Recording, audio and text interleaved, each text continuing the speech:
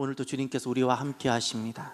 이 예배를 통하여 하나님께서 우리의 마음과 우리의 가정에 하나님께서 하늘에 신령한 것들로 가득하게 해주시기를 바랍니다. 표리부동이라는 사자성어가 있죠.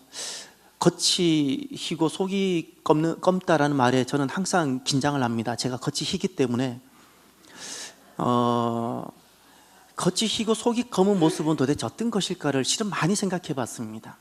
겉으로는 목사이기 때문에 겉으로는 목사인데 실제로는 목사가 아닐 수 있는 것은 어떤 것일까, 이 고민을 실은 어릴 때부터 많이 하고 살았습니다. 그러다 보니까 제 삶에는 어떤 것이 있는고 하니 가장 어두울 수 있고 가장 좀 깨끗하지 않을 수 있는 부분에 관심이 가게 됩니다. 예를 들어서 쓰레기장, 집에서는 화장실. 그러니 예를 들어서 여기는, 예를 들면 강대상은 너무 깨끗한데 만약에 쓰레기장이 너무 지저분하다면 그건 정말 깨끗한 것일까요? 겉모습은 너무 깨끗한데 속이 깨끗하지 않는다면 그건 정말 깨끗한 것일까요? 이런 질문을 많이 하게 되면서 제게 있는 가장 어쩌면 좀 어둡거나 냄새가 날 수 있는 곳에 자꾸 관심이 가게 되는 것 같아요. 그래서 저는 차를 자주 씻습니다. 왜냐하면 그것이 뭐라 할까요? 차가 좋아서가 아니라 내 삶이 진짜일까라는 생각을 많이 해보기 때문에 그렇습니다. 그런데 저는 차만 씻으면 비가 옵니다. 여름 되면, 그래서 여름에 비가 많이 오니까 그렇게 차를 씻고 싶은데, 그러면 항상 일기예보를 먼저 보는데 가을부터는 참 좋은 것이, 가을부터는 비가 자주 오지 않잖아요. 그래 마음껏 차도 씻을 수 있고 이렇게 쓰레기장도 볼 수 있고, 저는 하루에 한 번 이상 우리 교회 쓰레기장 꼭 봅니다. 꼭 봅니다. 정리해놓고. 왜냐하면 제가 깨끗해도 그것이 깨끗하지 않다면 저의 깨끗함은 거짓인 것 같기 때문에 그래요. 제가 아무리 깨끗해도 내 차가 깨끗하지 않으면 저의 깨끗함은 거짓인 것 같아요. 그렇지 않겠어요? 그래서 이번 주도 새 차를 이제 가을이어서 기쁘게 했는데 바로 그날 밤부터 비가 오더라고요.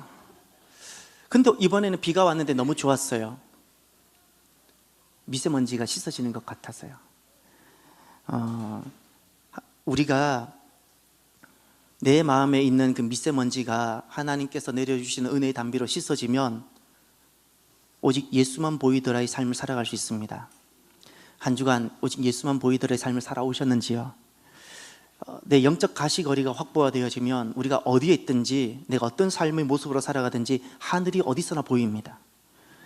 오늘 본문은 빌립보 교회가 하늘을 잃어버렸을 때의 일입니다. 열심히 믿음의 역사를 써왔던 빌립보 교회가 하늘을 잃어버렸을 때, 빌립보 교회는 어떤 교회인가? 참 귀한 교회입니다. 첫날부터 이제까지의 역사를 이루었던 교회입니다. 빌립보서 1장 5절에 이런 말씀이 있습니다. 너희가 첫날부터 이제까지 복음을 위한 일에 참여하고 있기 때문이라. 첫날부터 이제까지 복음의 사역을 이루어왔던 교회요 성도들입니다. 이 말씀이 왜 귀한고 하니, 누구나가 첫날은 다 이룰 수 있습니다. 누구나가 3일은 모든 성정으로도 할 수 있습니다. 그런데 이제까지 이루었다는 것이 귀한 겁니다. 첫날부터 이제까지 주의 일을 이루어온 귀한 교회입니다. 너무나도 귀한 교회입니다. 그런데 지금 빌립보 교회는 새로운 자리에 서 있습니다. 그것이 이제부터 그날까지입니다. 1장 6절에 이런 말씀이 있습니다. 너희 안에서 착한 일을 시작하신 이가 그리스도 예수의 날까지 이루실 줄을 우리는 확신하노라. 착한 일을 시작하신 그분께서 바로 여러분들을, 우리를 그 날까지 이루게 하실 것입니다. 내가 지금까지는 여기까지 믿음으로 달려왔을지라도 우리는 앞으로 달려갈 길이 있다는 말씀입니다. 빌립보 교회는 지금까지 너무나 잘해왔습니다. 그들에게 주어진 그 사역이 힘들었든 그렇지 않았든 너무나도 잘해왔기 때문에 이제는 눈을 감고도 할 수 있어요. 군인들이 이제 훈련을 시키면 어디 정도까지 훈련을 시키냐면, 총기를 그 분에 조립하는 총기를 눈을 감고도 할 수 있도록 훈련을 시켜요. 눈을 감고도. 전쟁터에서 눈을 감고도 총기를 분해 조립할 수 있도록 훈련을 시켜요. 빌립보 교회가 지금 너무 잘해왔어요. 이제 눈을 감고도 본인들에게 주어진 모든 일들을 할 수 있게 되었어요. 그런데 잊지 말아야 됩니다. 지금까지 아무리 잘해왔어도 이제는 눈을 감고도 할 수 있을지라도 완성된 것이 아니라는 사실입니다. 그날에 이르지 못한다면, 내가 어제까진 그렇게 잘해왔어도 그날에 이르지 못한다면 아무것도 아닌 것입니다. 그래서 사도 바울이 이런 말씀합니다. 3장 18절, 너무 귀한 말씀입니다. 3장 18절을 보셔야 됩니다. 내가 여러 번 너희에게 말하였거니와 이제도 눈물을 흘리며 말하노니 여러 사람들이 그리스도의 십자가의 원수로 행하느니라. 그들의 마침은 멸망이요 그들의 신은 배요 그 영광은 그들의 부끄러움에 있고 땅의 일을 생각하는 자라. 아멘. 여러 번 말했다고 말합니다. 지금은 눈물을 흘리며 말하고 있다고 말합니다. 그 내용이 무엇인가요? 십자가의 원수로 행하고 있다는 겁니다. 어제까지 그렇게 믿음의 역사를 써왔던 빌립보 교회가 지금 십자가의 원수로 행하고 있다는 겁니다. 그들의 마침은 멸망이요, 이 말은 수고하는 모든 것이 결국 헛될 거라는 것입니다. 그들의 신은 배요, 이 말은 자기를 주로 섬기고 있다는 것입니다. 그 영광은 그들의 부끄러움에 있고, 이 말은 결국 부끄러움을 당하게 될 것이고 부끄러움이 그들의 영광이 될 것이라는 말입니다. 땅의 일을 생각하는 자라 조금도 주의 뜻을 구하지 아니하고 살아가고 있다는 겁니다. 지금 이들이 주님을 떠났을까요? 십자가의 원수라는 이 책망을 받고 있는 빌립보 사람들이 지금 교회를 떠났을까요? 아니면 떠나려고 하나요? 그렇지 않습니다. 여전히 이들은 정말 아름다운 빌립보 공동체 안에 있습니다. 그들은 정말 믿음의 귀한 역사를 보아왔고 써왔습니다. 빌립보 교회를, 이 아름다운 교회를 여기까지 오게 한 이들이 바로 그들입니다. 그런데 왜 지금 그들은 십자가의 원수가 되었고 주님의 원수가 되었을까요? 베드로가 기억이 납니다. 너는 나를 넘어지게 하는 자라. 왜 베드로가 그런 소리를 들었을까요? 무엇이 이렇게 되겠을까요? 익숙함입니다. 익숙함. 익숙함이란 지금까지 참으로 잘 해온 사람들이 마무리를 하지 못하는 것입니다. 마무리를 하지 못하는 것이 익숙함입니다. 끝에서 실수하는 것입니다. 전에는 매번 모든 일이 두렵고 떨림으로 주님을 찾고 구했는데 이제는 그런 일들이 내가 익숙해져서 더 이상 주님까지 찾을 필요가 없어요. 내가 그냥 하려고 해요. 이것이 익숙함입니다. 익숙하면 영적으로 무뎌지고 익숙함으로 행하는 것은 믿음이 아닙니다. 그래서 사도 바울이 이 빌립보서를 통해서 정말 귀한 자기 고백을 빌립보 성도들에게 합니다. 3장 12절에 이렇게 말씀합니다. 내가 이미 얻었다 함도 아니요 온전히 이루었다 함도 아니라 오직 내가 그리스도 예수께 잡힌 바 된 그것을 잡으려고 달려가노라. 지금 사도 바울은 익숙한 그곳에 자기를 두지 않습니다. 여전히 달려가는 그 자리, 여전히 자기가 배우는 그 자리에 서 있으려고 결단합니다. 13절, 형제들아 나는 아직 내가 잡은 줄로 여기지 아니하고 오직 한 일, 즉 뒤에 있는 것을 잊어버리고 앞에 있는 것을 잡으려고 귀한 자기 고백을 합니다. 무엇을 잊어버리겠다고 약속했습니다. 결단합니다. 무엇을 잊어버리겠다고 결단합니까? 익숙함. 이미 뒤에 있었던 것, 그것은 나는 너무나도 익숙해요. 눈을 감고도 이젠 할 수 있어요. 그럼에도 불구하고 내가 눈을 감고도 할 수 있는 그것을 잊어버리겠다는 겁니다. 그 결단을 합니다. 익숙하다고 여기는 순간 더 이상 하나님께서 내게 오셔서 행하시는 그 역사는 종지부가 찍히기 때문에 그렇습니다. 14절, 표대를 향하여 그리스도 예수 안에서 하나님이 위에서 부르신 부름의 상을 위하여 달려가노라. 부름의 상을 위하여 달려간다 그랬어요. 사도 바울은 지금까지 이룬 것도 귀하지만 그는 이 정도의 믿음의 결산을 이루고 싶지 않은 것입니다. 아직까지 그가 달려갈 길이 어설프고 또 낯설고 익숙하지 않을지라도 하나님께서 부르시는 그 길 따라 계속 가겠다고 그가 결단하고 결심합니다. 그리고 17절에 이렇게 말을 합니다. 형제들아 너희는 함께 나를 본받으라. 나를 본받으라는 그 삶이 도대체 어떤 삶인가요? 익숙한 곳에 자기를 두지 않고 그 익숙함을 도리어 지워버리고 이 정도로 믿음의 결단을 하고 여기에 종지부를 찍지 아니하고 하나님께서 부르시는 그 낯선 삶을 향해 달려가는 그 바로 그 나예요. 그 나를 본받으라는 겁니다. 세상은 익숙함으로 살아갑니다. 그 익숙함이 세상에서는 실력이고 성공하는 무기입니다. 성경에서는 놀랍게도 이런 익숙함으로 살아가는 사람들을 네피림, 영웅이라고 이야기합니다. 이들에게 있어서 더 이상 주인은 예수님이 아니고 하나님이 아닙니다. 자기 자신이 주인입니다. 믿음이라는 것은 눈을 감고도 할 수 있는 그 익숙함을 내가 거부하는 것입니다. 믿음이라는 것은 계속해서 주님께서 이끄시는 그 길로 나에게는 어떤 낯선 바로 그것, 어떤 그 낯선 길을 걸어가는 것이 바로 믿음입니다. 믿음이라는 것은 주님께 익숙한 것이고요, 주님이 익숙한 것이고 우리에게는 낯선 것입니다. 그래서 익숙함으로 사는 자가 아니라 믿음으로 사는 자의 고백이 있는데 그것이 3장 20절입니다. 그러나 우리의 시민권은 하늘에 있는지라 거기로부터 구원하는 자 곧 주 예수 그리스도를 기다리노니. 아멘. 익숙함으로 살아가지 아니하고 믿음으로 사는 자는 무슨 고백을 하는 거 아니? 나의 위치, 나의 삶의 자리를 하늘에 둡니다. 하늘에 있는지라, 내 시민권이 하늘에 있는지라. 사도 바울은 지금 로마 감옥에 있습니다. 그럼에도 불구하고 자기 위치를 로마 감옥 안에 두지 아니하고 그는 하늘에 두었습니다.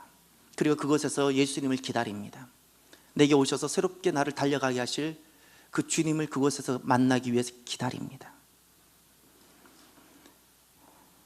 하나님께서는 믿음으로 왔던 이들이 익숙함으로 돌아설 때 마치 하나밖에 없는 귀한 독자를 잃어버린 것과 같은 아픔을 겪습니다. 하나님께서 이끄시고 주도하시는 그런 삶이 낯설지라도 믿음으로 그 길을 걸어가는 사도 바울 같은 이들에게 주님께서는 이런 약속과 축복을 주십니다. 하나님의 평강을 그들에게 주십니다. 낯선 길이라는 것은 항상 익숙하지 않고 불편하고 낯선데 주님께서 평강을 약속하십니다. 그리고 그 낯선 길을 주님께서 어떻게 채우시는가 하니 그 걸음걸음을 하나님이 손길로 가득 채우셔서 우리의 삶이 간증으로 가득하게 해주십니다. 그리고 주님께서 이끌어 가시는 그 삶을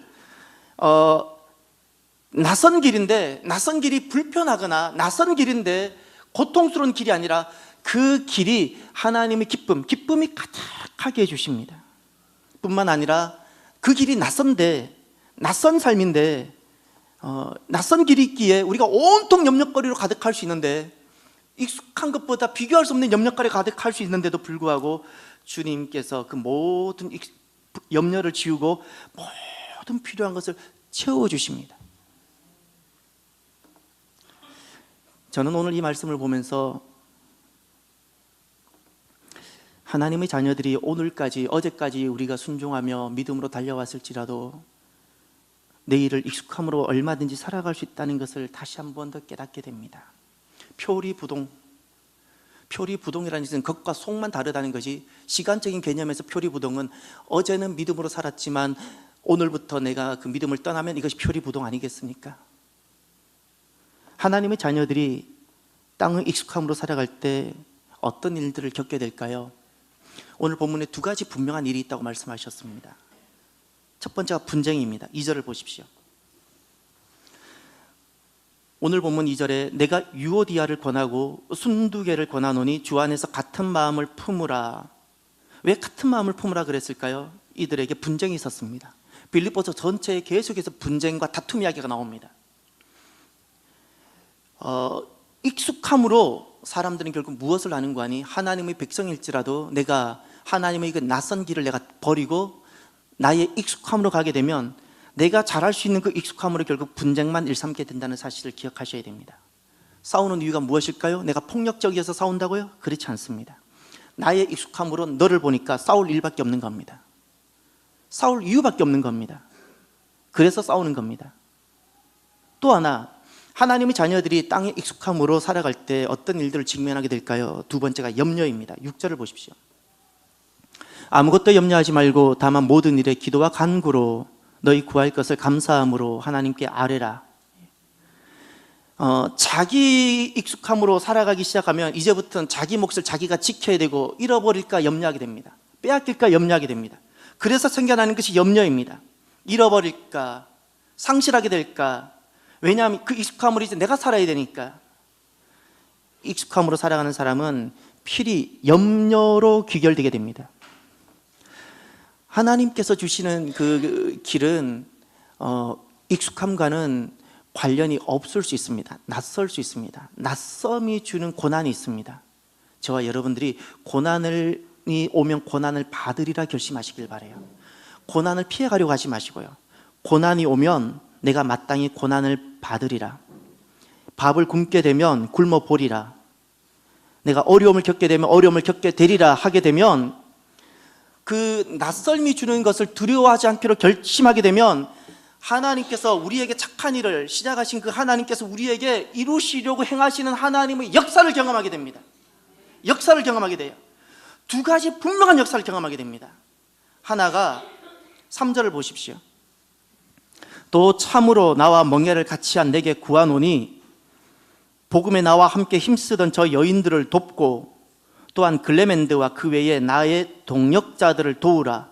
그 이름들이 생명책에 있느니라. 아멘. 4절 주 안에서 항상 기뻐하라. 내가 다시 말하노니 기뻐하라. 아멘. 이 3절과 4절이 말씀하는 바가 무엇인가 하니 섬김의 기쁨입니다. 돕는 기쁨입니다. 자기 익숙함으로 살아갈 때는 충돌과 분쟁할 밖에 없었는데 주님께서 이끄시는 그 길은 낯설지라도 내가 그 길을 믿음으로 가게 되면 서로를 섬기게 되어져요. 그리고 공동체를 이루게 되어져요. 그 길이 기뻐요. 이런 역사가 일어나게 됩니다. 우리가 교회 안에서 여러 가지 많은 일들을 할 수 있죠. 그 일을 한다고 다 섬김이 아니에요. 자기 의로 섬기는 것인지 주의 의로 섬기는 것인지 구별하셔야 돼요. 자기 의로 섬기는 사람은 섬기면 섬길수록 나는 일하는데 저는 왜 일하지 않냐라고 되게 됩니다. 더 판단하고 정죄하게 되어져요. 이것은 섬김이 아니에요. 오늘 본문에 등장하는 낯설므로 걸어가는 그 하나님이 이끄시는 그 길이 아니에요.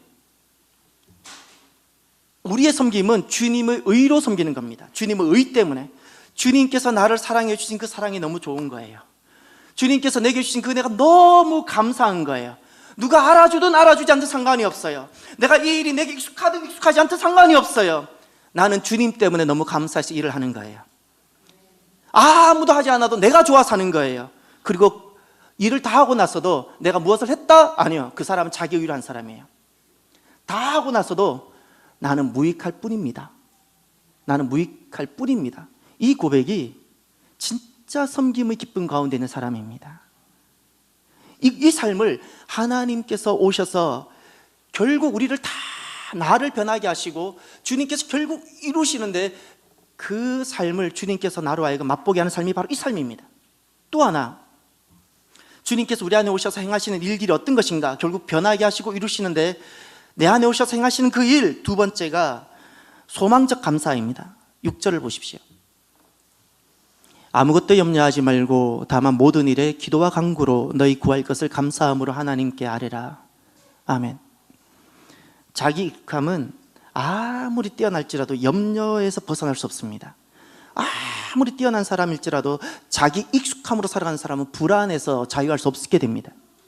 그러나 하나님께서 이끄시는 그 낯설은 그 삶을 살아갈 때 여기에는 어떤 일이 있는 거 아니? 이제는 내가 무엇을 이루는 것이 아니라 주님께서 나조차도 변하게 하실 것이고 이런 낮은 나를 영광의 몸으로 변하게 하실 것이고 뿐만 아니라 결국 주님께서 다 이루실 것이라는 이 소망으로 내가 충만하게 되어져요. 내가 충만하게 되어져요. 그리고 그 가운데 나오는 것이 소망적 감사예요. 지금 자리에서 소망의 감사가 가득하게 되어집니다. 그리스도인은 항상 두 가지 감사가 있어야 됩니다. 지금까지 이루어왔던 이 모든 것, 이것이 주님께서 하셨습니다 라고 하는 거예요. 요 감사가 꼭 하나가 있어야지 그리스도인이고, 또 하나가 결과를 보고 하는 사람이 아니고요, 결과를 보고 하는 감사는 세상에도 있고요, 그 믿음을 하는 감사가 아니에요. 내 남편이 돌아오고 나서 감사하는 거 누구나 할 수 있어요.